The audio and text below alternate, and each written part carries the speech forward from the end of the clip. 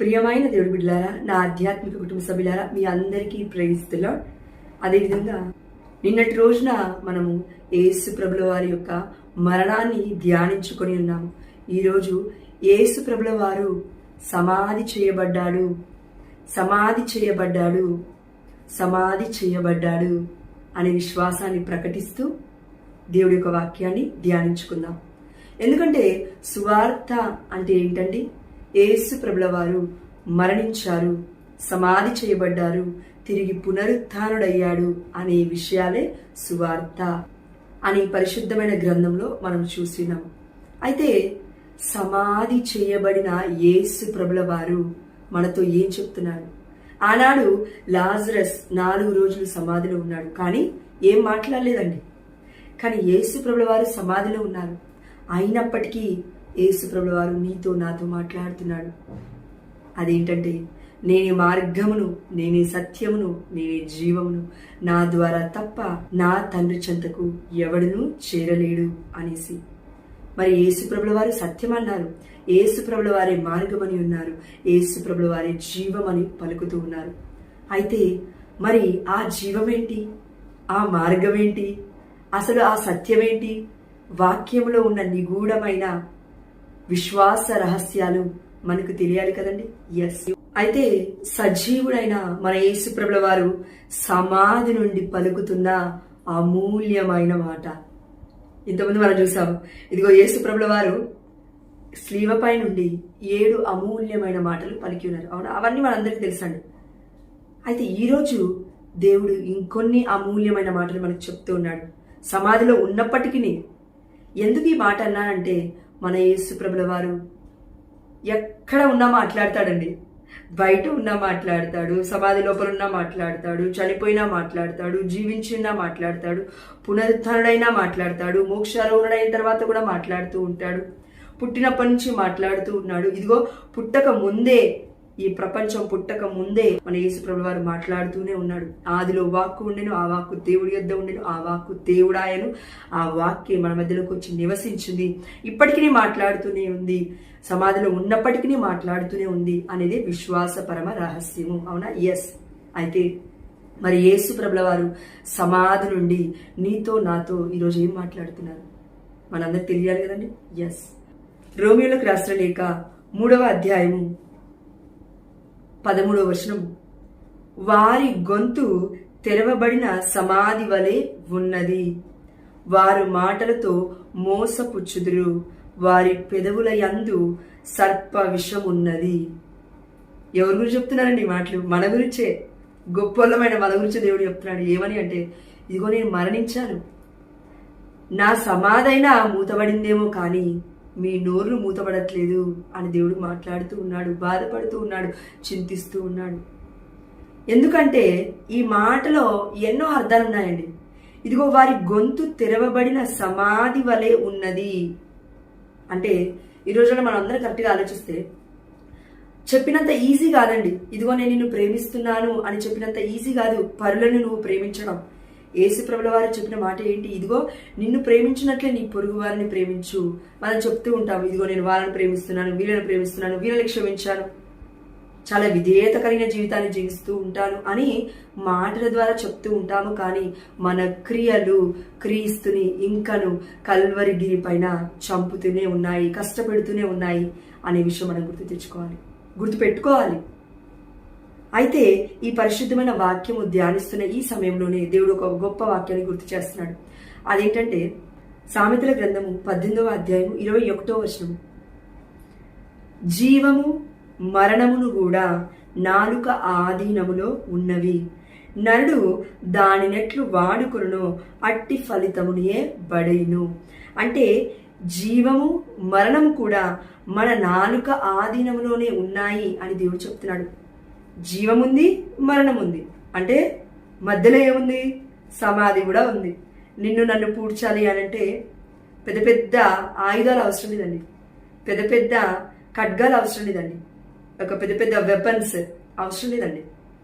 కేవలం 2 అంచులు కలిగిన వాక్యం ఏ విధంగా అయితే నిన్ను నన్ను బ్రతికిస్తుందో దానికి డైరెక్ట్ ఆపోజిట్గా ఉన్న నీ నోటి మాట ఒక వ్యక్తిని చంపుతుంది, సమాధి చేస్తుంది అనే విషయం నేను కూడా గుర్తుపెట్టుకోవాలి. అది వారిని లిటరల్గా శారీరకంగా సమాధి చేయడం అని కాదండి, లేకపోతే శారీరకంగా వారిని చంపేయడం అని కాదు కానివ్వండి. ఇదిగో వారి యొక్క జీవితాన్ని నీ నోటి మాటల ద్వారా, నీ యొక్క క్రియల ద్వారా, నీ యొక్క ఘోరమైన ఆలోచనలను, తలంపులను, ఆ యొక్క అనుమానాలను ఒక వ్యక్తిని చంపుతూ ఉన్నాయి, ఒక వ్యక్తిని సమాధి చేస్తూ ఉన్నాయి, ఒక వ్యక్తిని సమాధి చేస్తూ ఉన్నాయి. బ్రతికినప్పుడే యేసు ప్రభుల వారు మరణించిన లాజరు కోసం 4వ రోజు వెళ్ళి తిరిగి పిలుస్తూ ఉన్నారు, అంటే మళ్ళీ పునర్జీవాన్ని పోస్తూ ఉన్నారు. కానీ నీ మాటలు, నా మాటలు, నా నోటి మాటలు ఎదుటి వారిని తిరిగి లేపకపోయినా కనీసం వారంతటి వారిగా వారి యొక్క జీవితాన్ని జీవింపజేయండి అని దేవుడు చెప్తూ ఉన్నాడు. ఎందుకంటే మన నోటి మాటకి ఎదుటి వ్యక్తి యొక్క జీవితాన్ని కాల్చేసే శక్తి ఉంది. అయితే మరి యేసు ప్రభుల వారు ఈ యొక్క జీవము మరణము మన నోటిలో ఉంది, మన నాలుకలో ఉంది అని చెప్తున్నాడు. అందుకే ఇదిగో మన నోటిని సమాధితో పోలుస్తూ ఉన్నారు. యేసు ప్రభుల వారైన ఆది సంభూతుడైన దైవ కుమారుడైన దేవుడి చిత్తాన్ని అంగీకరించి విశ్రాంతిని తీసుకుంటున్నాడు సమాధిలో. మరి నా నోటికి విశ్రాంతి ఎప్పుడు, నా జీవితానికి విశ్రాంతి ఎప్పుడు, నా క్రియలకు విశ్రాంతి ఎప్పుడు, నా క్రియలకు, మాటలకు, చేతలకు ఎప్పుడు సమాధి చేయబడుతున్నాము? ఎప్పుడు సమాధి చేయబడాలి అంటే ఇదిగో ఇప్పుడే, ఈ సమయమే, ఈ రోజే, ఈ క్షణమే నేను సమాధి చేయబడాలి. సాతాను క్రియలు మనలో సమాధి చేయబడాలి, పాపపు క్రియలు మనలో సమాధి చేయబడాలి, ఎదుటివారిని దూషించే గుణాలు మనలో సమాధి చేయబడాలి, ఎదుటివారిని తీర్పు తీర్చే ఆలోచనలు మనలో సమాధి చేయబడాలి.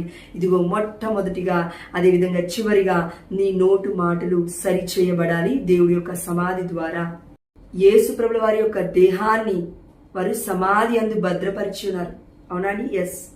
దాని తర్వాత రాయిని మూసేశారు, అతిపెద్ద రాతిని మూసేశారు. కానీ నేను మనమందరమును ఇప్పటి వరకు ఒకవేళ యేసు ప్రభుల వారి యొక్క మరణ సమాధి పునరుత్థానను విశ్వసించకపోయినట్లయితే ప్రియమైన బిడ్డ, ఆ రాయి ఆనాడు ఏ విధంగా అయితే తొలగబడినప్పుడు యేసు ప్రభుల వారు పునరుత్థానుడయ్యాడు అని ఏ విధంగా అయితే ప్రపంచం తెలుసుకుందో, నా జీవితంలో కూడా ఇదిగో అవిశ్వాసం అనే రాయి తొలగింపబడాలి, అవిశ్వాసం అనే రాయి తొలగింపబడాలి, అవిశ్వాసం అనే రాయి తొలగింపబడాలి. ఇదే విశ్వాస రహస్యము, ఇదే సువార్త ప్రకటించడము, ఇదే దేవుడి యందు మనము భయము భక్తి చూపించడము, మన క్రియలలో, మన మాటలలో కాదండి. కాబట్టి ఇదే సామెతల గ్రంథం 18వ అధ్యాయము 20వ వచనం ఏం చెప్తుంది అంటే, నాలుకను బట్టియే నరుని జీవితం ఉండును, జిహ్వను బట్టియే జీవిత విధానం ఉండును. ఇదిగో నీ నాలుక, నా నాలుకను బట్టియే మన జీవితం ఆధారపడిందని చెప్తున్నాడు దేవుడు. మన బాడీని బట్టి కాదండి, బాడీలో అతి చిన్నదైన, అతి సూక్ష్మమైన ఈ నాలుకని బట్టే మన జీవితం ఆధారపడి ఉంది. మన జీవనము మరణములు కూడా మన నాలుక ఆధీనంలో ఉన్నాయి అని దేవుడు చెప్తున్నాడు. అయితే ప్రియమైన బిడ్డ, యేసు ప్రభువు వారు మరణించారు, సమాధి చేయబడ్డారు. అయితే నీ నాలుక కూడా ఈ రోజు, ఈ క్షణమే సమాధి చేయబడాలి అని దేవుడు కోరుకుంటూ ఉన్నాడు. ఇదిగో యేసు ప్రభువు వారి యొక్క మాటలకు మనం విధేయత చూపించాలి, మన తండ్రి దేవుడి యొక్క ఆజ్ఞలకు మనము లోబడి ఉండాలి. అప్పుడే ఇదిగో నిన్ను ప్రేమించినట్లే నీ పొరుగు వారిని ప్రేమించు. ప్రేమించినప్పుడు మరి నీ నోటి మాటలు ఎందుకు సమాధి వలె ఉంటాయి? ఉండలేవు కదా. మన నోటి మాటలను ఎదుటి వారిని మోసపుచ్చుతూ ఉంటాయి. అదేవిధంగా మన ఈ పెదవులు విష సర్పము వంటిది అనేసి దేవుడు చెప్తూ ఉన్నాడు. ఆనాడు ఆదాము ఏవా చేసిన పాపము వలన ఈ లోకానికి మరణమే వేతనముగా వచ్చింది. అదేవిధంగా నా నోటికి దేవుడి యొక్క మాటలు కాకుండా, యేసు ప్రభుల వారి యొక్క స్వార్థ గురించి కాకుండా, మంచి గొప్ప మాటలు కాకుండా, ఇదిగో ఆనాడు సాతాను ఏ విధంగా అయితే వారిని శోధించిందో సర్పము రూపంలో, అందుకే విష సర్పము రూపంలో మన నోరే మన దగ్గరే, మన యొక్క భౌతిక దేహంలోనే ఉంది అని దేవుడు చెప్తున్నాడు. ఆనాడు ఆదాము ఏవని పాపంలో పడేయడానికి సాతాను విష సర్ప రూపంలో వచ్చింది. కానీ నా జీవితంలో ఎక్కడో లేదండి సాతాను, మన నోటిలోనే ఉంది, మన నాలుకలోనే ఉంది. ఇదిగో మన పెదవుల పైనే విష సర్పము ఉంది అని యేసు ప్రభువు వారు చెప్తున్నారు. అందుకే సామెతల గ్రంథము 18వ అధ్యాయము 20-21 వచనాలు మనం చూస్తూ ఉన్నాం. ఇదిగో జీవనము మరణము కూడా నీ నోటి అందే ఉన్నవి, నాలుక ఆధీనంలోనే ఉన్నాయి అని దేవుడు చెప్తూ ఉన్నాడు. కాబట్టి ప్రియమైన బిడ్డ, కళ్ళు మూసుకుందాం, ప్రార్థిద్దాం. పరిశుద్ధ ప్రేమగలిగిన మా తండ్రి, ఇదిగో యేసయ్య, మీరు సమాధిలో విశ్రాంతి తీసుకుంటున్నప్పటికీ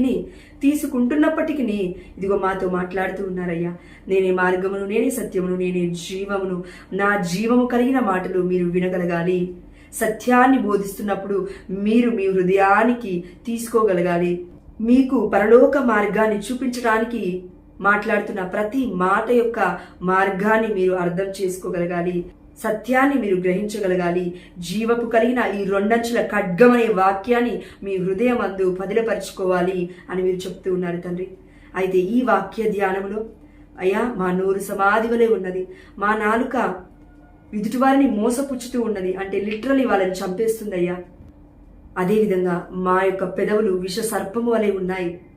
మీరు ఏ విధంగా అయితే సమాధిలోకి వెళ్ళగానే ఆ రాతి చేత మీ యొక్క సమాధి మూయబడి ఉందో, అదేవిధంగా మా తండ్రి, మీ యొక్క సమాధి తండ్రి, సమాధి అయినటువంటి మా నోటిని మూసివేసే కృపను దయచేయమని. యేసు ప్రభుల వారు మరణించారు, సమాధి చేయబడ్డారు, తిరిగి పునరుత్థానుడు అవ్వబోతున్నారు అనే ఒక విశ్వాసాన్ని మా నోటి అందే ఉంచుకోకుండా, ఇదిగో ఈ సమయంలో మా నోటిని విప్పి వ్యర్థమైన మాటలు కాకుండా ఈ యొక్క విశ్వాస పరమరహస్యాన్ని ప్రకటించే కృపను, శక్తిని, ఆ యొక్క ఆధ్యాత్మికమైన బలాన్ని మా అందరికీ యేసు నామములో దయచేస్తారని మేము విశ్వసిస్తూ, చూస్తున్న మీ ప్రతి ఒక్క బిడ్డను దీవించి కాచి కాపాడమని, కామెంట్ చేస్తున్న ప్రతి ఒక్క చిన్నారి బిడ్డను కూడా దీవించమని, వారి ప్రార్థన విన్నపాలను సఫలీకృతం చేయమని, ఈ చిన్ని ప్రార్థనను నజరేయుడైన యేసుక్రీస్తు అతి పరిశుద్ధమైన నామమున, ఉన్నతమైన నామమున, ఘనమైన నామమున అడిగి పొందుకుంటున్నాము మా ప్రియ పరలోకపు తండ్రి.